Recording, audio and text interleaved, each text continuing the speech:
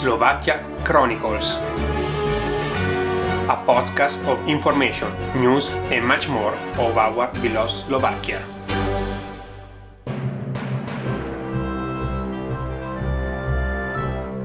By Andrea Paolo Mazzucchetti. It's me! Let's start!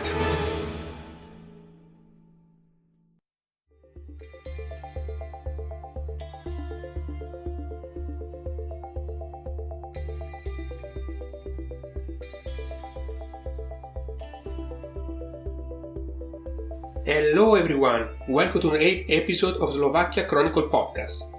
Every day we are bombarded by news talking about the approach of Slovakia to the new normality, with a description of what type of store is going to open and what restricted rules will be cancelled. For example, one important news for the gym addicted, like me, is the reopening of the fitness center and gym starting from the 3rd of June. No more excuses now. Your gym bag is waiting for you after a long time alone in a cabinet. Poor thing. Another one, also very relevant, is the permission of short trips to neighbor countries, such as Austria, Hungary, Poland, Croatia, Slovenia, Germany and Switzerland. This permission will be allowed to people with permanent or temporary residence in Slovakia for maximum 48 hours, without obligation to present a negative coronavirus test or to go in quarantine. Inevitably, in this big amount of information, some of them could be very confusing and misleading. The most iconic one is the hilarious adventure of the e-quarantine app that was announced to be active from the 18th of May and still not available for everyone through the main app stores.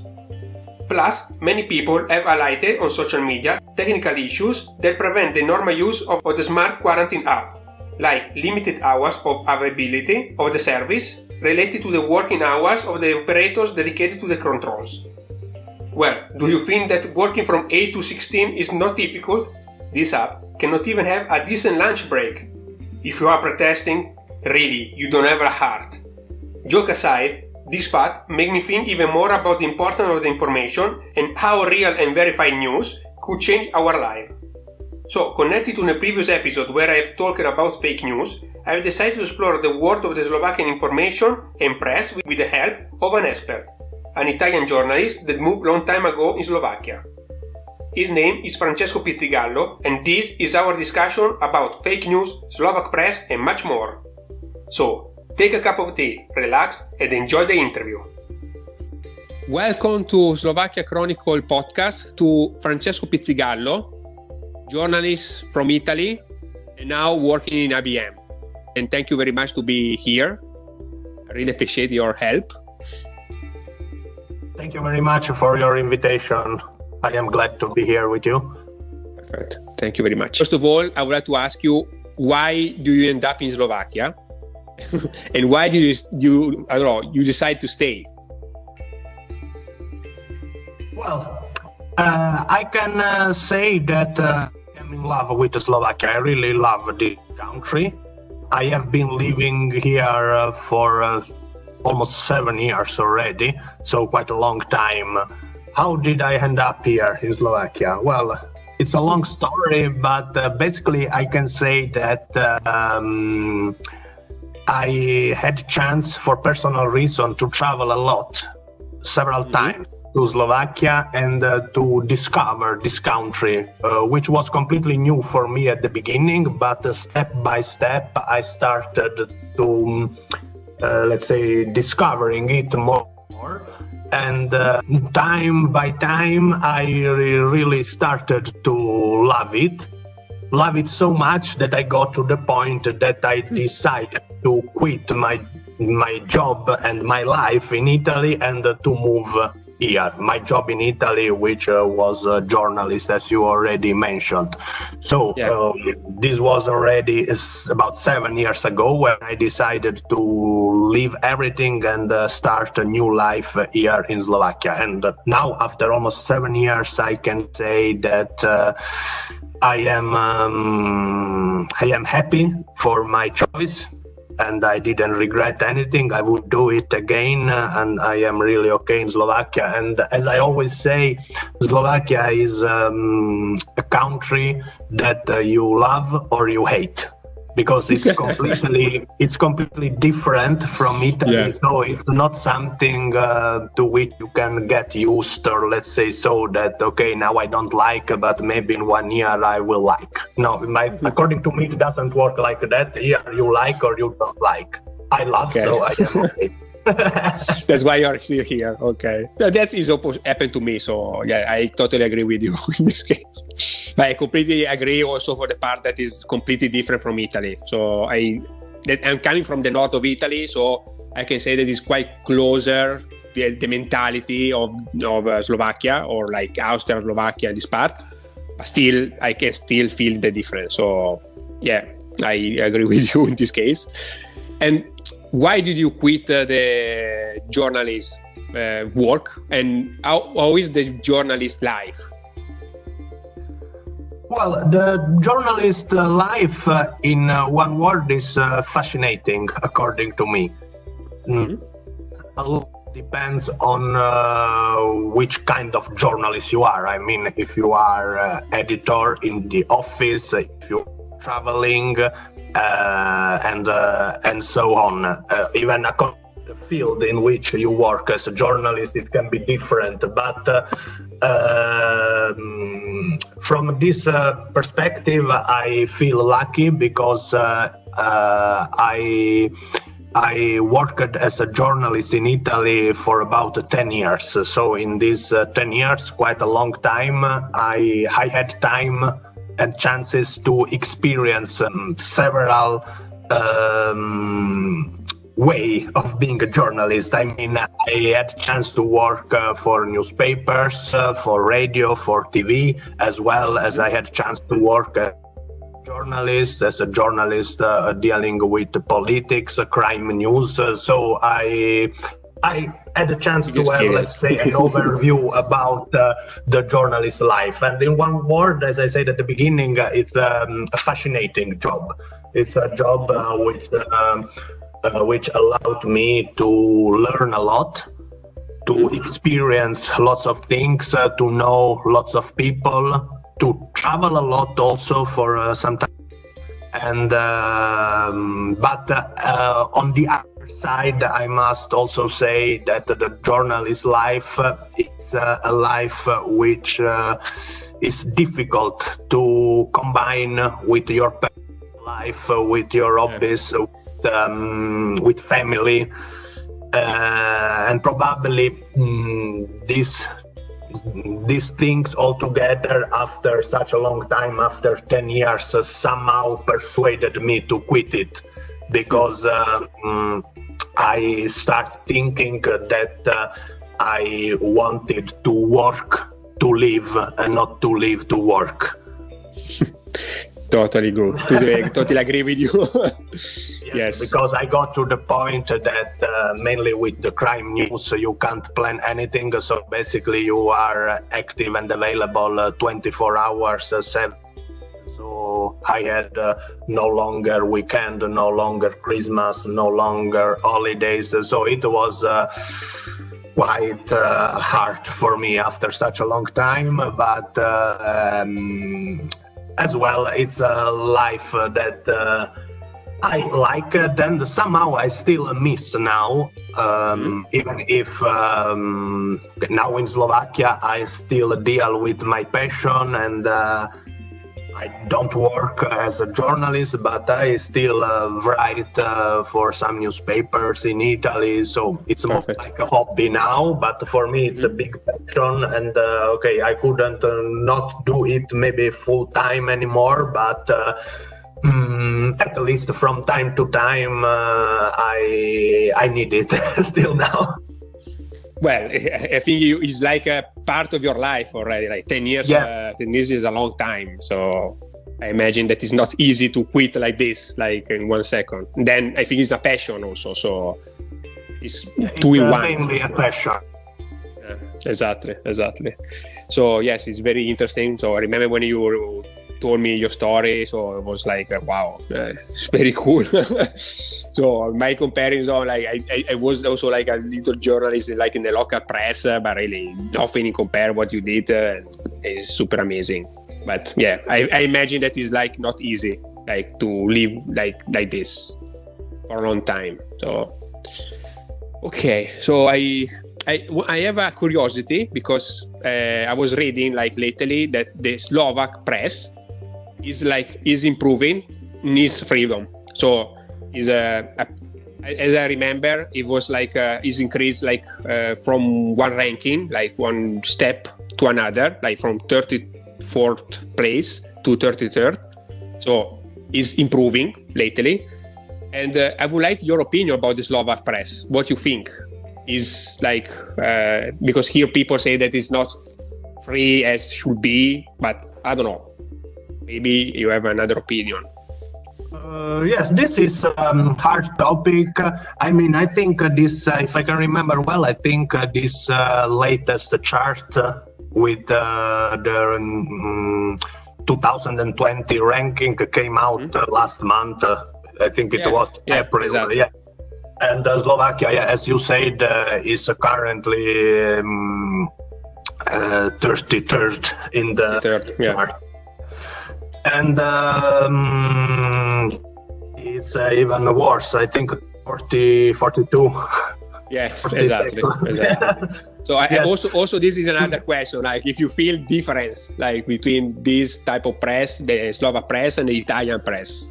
Well, about Slovakia, we have to think that just a few years ago, in 2016, Slovakia was 12th. So in 3 years, Slovakia went down from 12 to 35, and then now up. So in 3 years, it quickly dropped down, but of course, in this dropping down, there was a huge influence, which came by the murder of the journalist Kuciak. His fiancée. I think after that murder, Slovakia dropped still 8th position down. And yes, of course, it was a huge dropping down in 3 years, basically. So the situation is for sure not the best, because here, yes, there is the Slovak constitution which protects the freedom of expression and as well forbid censorship. But as well, on the other side, there is another interesting data that we have to consider, that in Slovakia there is the defamation, which is punishable up to 8 years in prison, and it's probably still is the highest penalty for this kind of offense in the entire European Union. So what I say with this, so journalists are really punished here for defamation, and when are they really guilty? Are they really in charge of this defamation? The problem is when the accusation come from let's say powerful people, exactly, like politics or businessmen. Simply, if you say or write something that I don't like, it's a defamation. Of course, with this, I don't want to say that. And in Slovakia, I think this thing is felt more than somewhere else. But of course, we can't say just about Slovakia. I think this is more a global issue. We could say also in Italy and in other countries. And but as well, I think going back to your question, that I believe that Slovakia can improve in next years, because we have also to consider that Slovakia is basically a very young republic. If you compare with Italy or with other countries, so Slovakia has the independent Slovakia has Yes, it's still very, very young, as well as the free press didn't have such a long time to develop and can be the history of press in Italy or in France or in UK, for example. So I think there will be improvement in this direction, for sure. If I can remember still your question, you asked me if I can see any difference between press between Slovakia and Italy, right? Exactly. So at first I have to say that I didn't work for Slovak Press, so I didn't leave the press environment, let's say, from inside.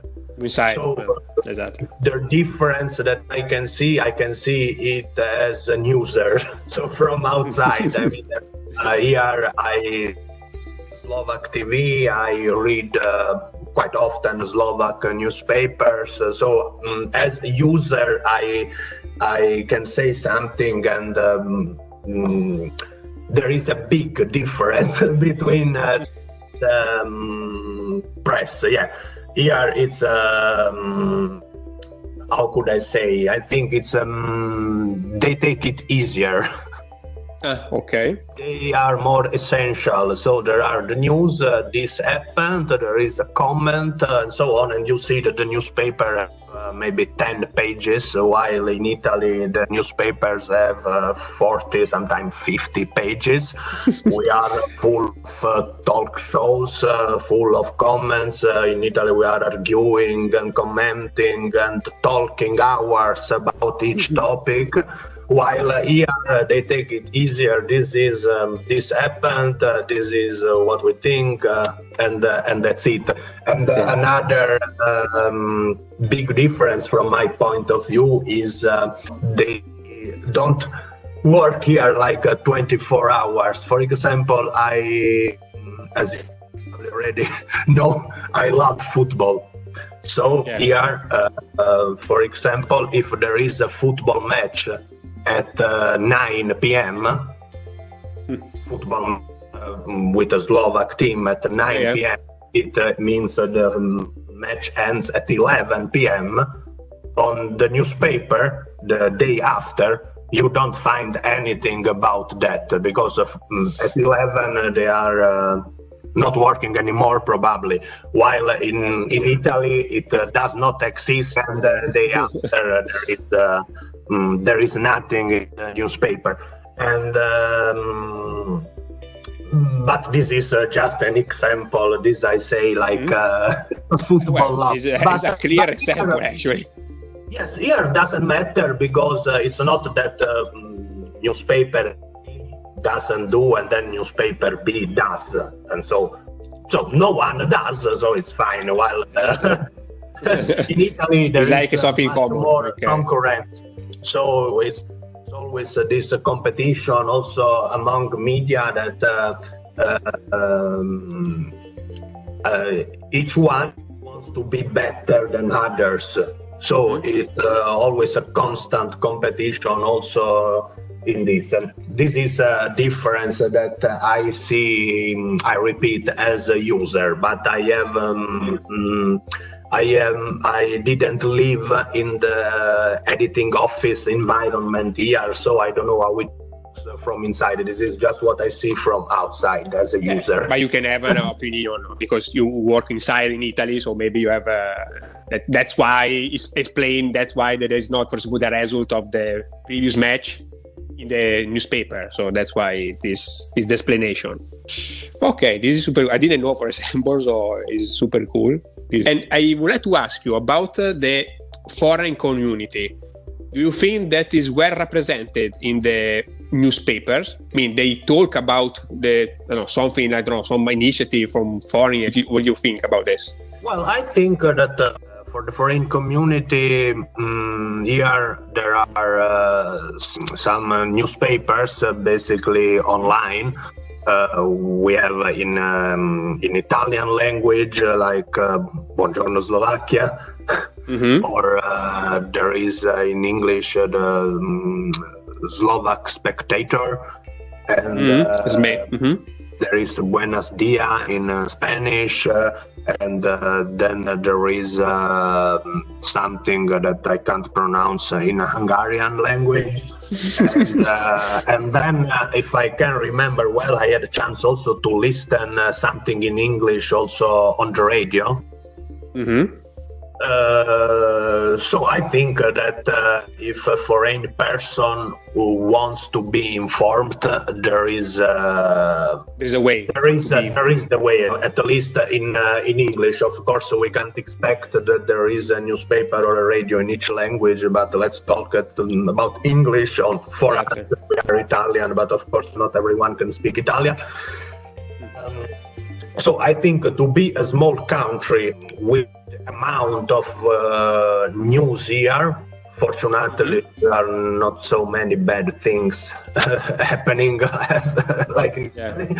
And I think it's fine. Then if you ask me if the foreign people are represented in the Slovak media, newspaper, TV or whatever, probably not, unless there is something which concerns them. But I also understand that the owner of newspaper is the reader.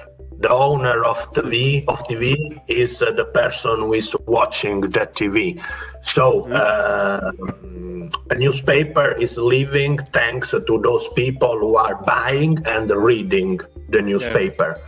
And so my question is, how many foreign people are buying the Slovak newspaper? Of course, the Slovak newspaper doesn't live thanks to them. Of course, they prefer talking about those people who are buying it. This is the principle which is valid everywhere, I think.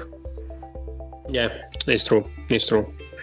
Yeah, exactly. So I think that lately they are increasing this, also there are more a sponsorship about these English news in the social media, especially when I arrived here.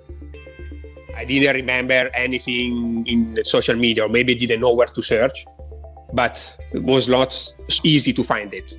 Now I think if you really want to be informed, there are ways. Also different. No, there are not just one and that's it. You have to rely on this one. There are also, for example, this Radio Slovakia that is also in English, and this May Spectator or Buongiorno Slovakia. These are the main sources actually. So yeah, there are not so many, but still, if you really want to be informed, there are possibilities. Sure. Mainly nowadays on internet, it's possible. I think also, I know for sure that also TAS, the Slovak Press agency, online has also the English version. So. Okay. This is a good step, I would say, because I think that we are increasing here as foreign community. So it's good that somebody is representing us also in the press, so informing us about this. So especially in this period about the coronavirus, that really we saw crazy stuff reading the social media, really fake news everywhere. So good, there are people also not from the press, but also from inside the community giving information. So this is something cool that I really appreciate. Coronavirus, talking about this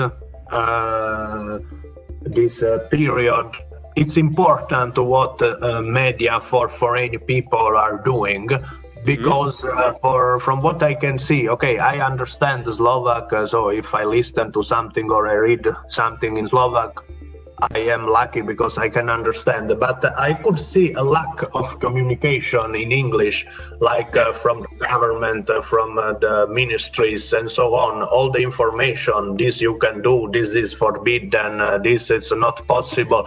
I could find that, at least personally, maybe I am wrong, but personally I could find all this information just in Slovak, but then I could read it in Italian on Buongiorno Slovakia, I could read it in English on Spectator and so on, but directly from the government I couldn't see good communication for foreign people. Yeah, this is also true. I think they should do something also for us. I imagine in the future they will, most for sure.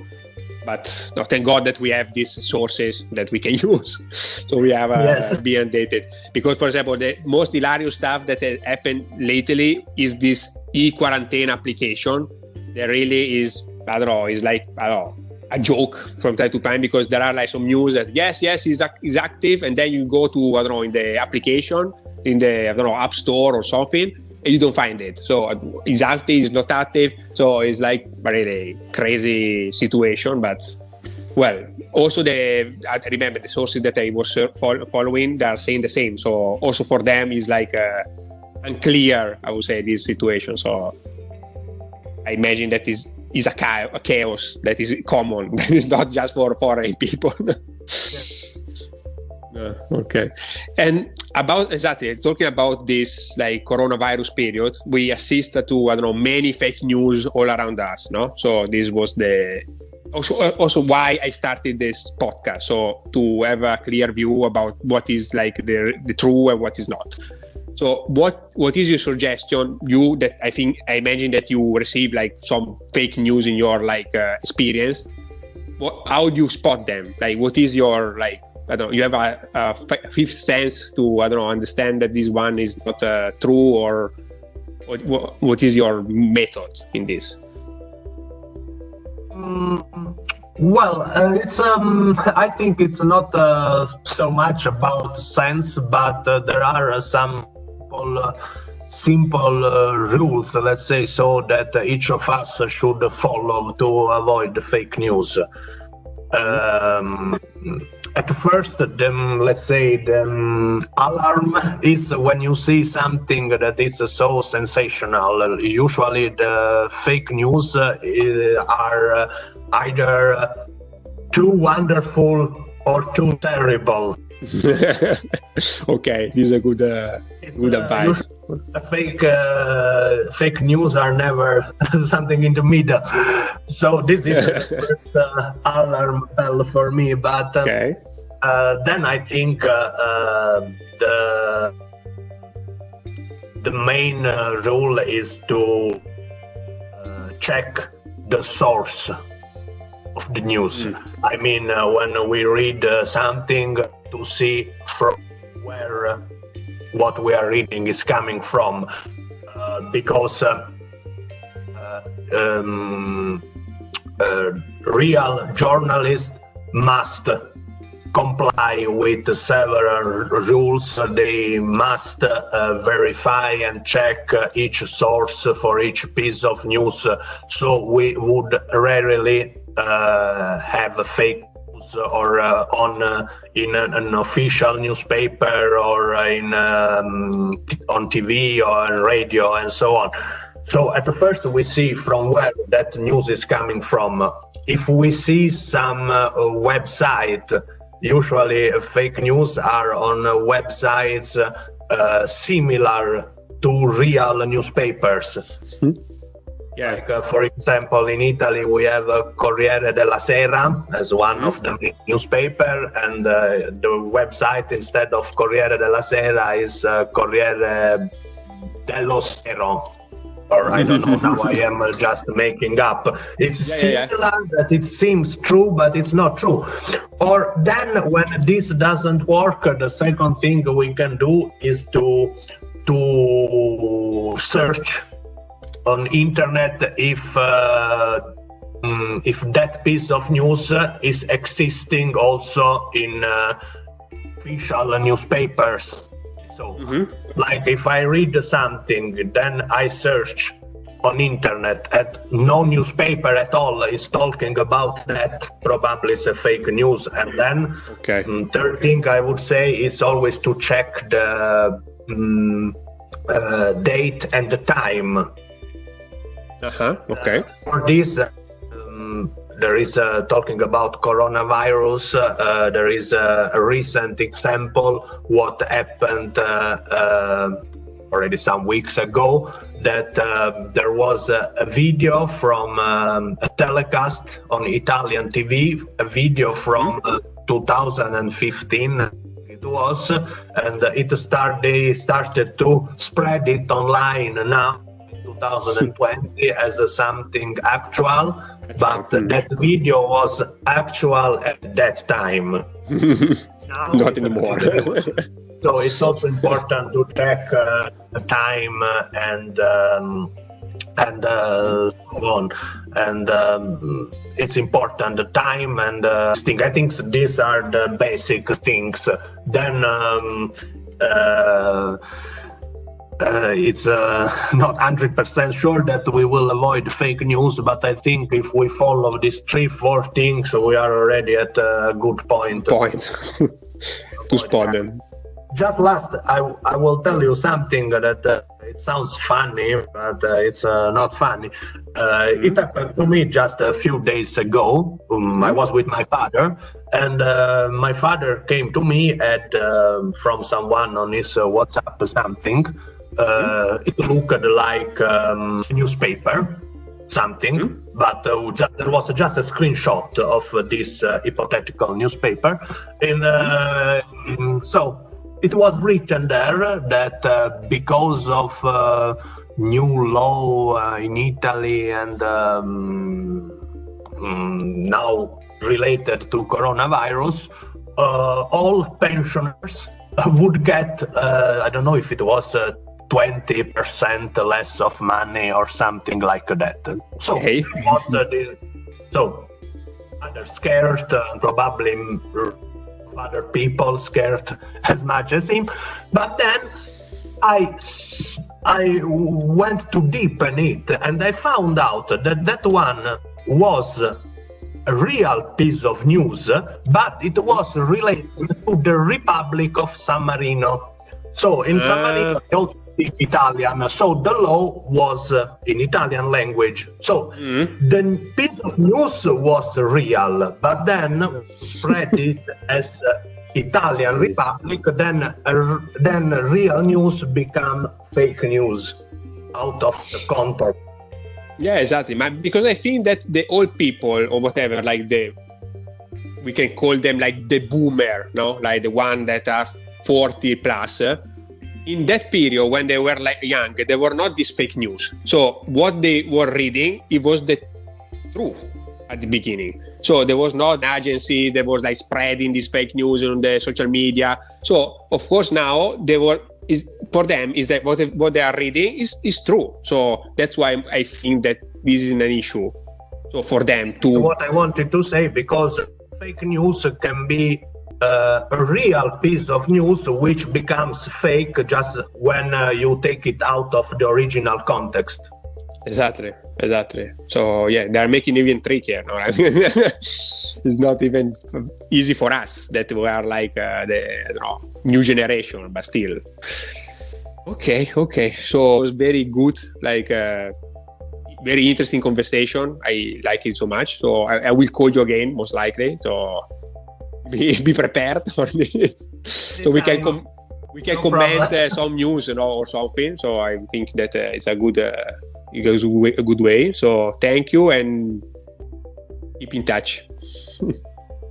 Thank you. Bye. Thank you again to my guest Francesco, and I hope that you have enjoyed the discussion. If you like our chat, subscribe to my YouTube channel and follow Slovakia Chronicles or the major podcast hosts to be updated on the next episode. Thank you for being part of the Slovakia Chronicle family and stay safe.